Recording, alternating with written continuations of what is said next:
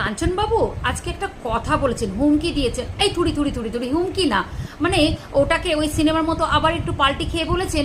না না, ওটা হুমকি ছিল না। আমি জাস্ট বলেছি যে যারা ডাক্তাররা কর্মবিরতি করছেন তারা কি মাসের শেষে বেতনটা ফেরত দেবেন, না যারা পুজো আসছে যে বোনাসটা পাবেন সেটাও ফেরত দেবেন? তো তার মানে এটা হুমকি দিয়ে পরে আবার বলেছেন না না আমি হুমকি দিইনি, মানে এটা জাস্ট কথার কথা বলেছি। আচ্ছা সব ঠিক আছে, হুমকি দেন আর কথাই বলুন। আমার একটা প্রশ্ন আছে সাধারণ জনগণ হিসেবে, মানুষ হিসেবে, আপনারা যদি মনে করেন যেটা আমি ঠিক বলেছি একটু বলে যাবেন। আমার বক্তব্য হচ্ছে উনি বলেছেন সব ঠিক আছে, কিন্তু যে জায়গাটাই ফেরত গিয়ে ডিউটিটা তারা করবে সেই সেফটি বা সিকিউরের জায়গাটা, মানে উনি নিরাপদের জায়গাটা কি ঠিক করে রেখেছেন আগে থেকে? মানে আবার যাবে, তারপরে 36 ঘন্টা 48 ঘন্টা 72 ঘন্টা ডিউটি করার পরে আবার ডাক্তারের কিছু সঙ্গে যদি কিছু হয়, তাহলে সেই সেফটি বা সেই সিকিউরিটিটা উনি কি দিচ্ছেন? তাহলে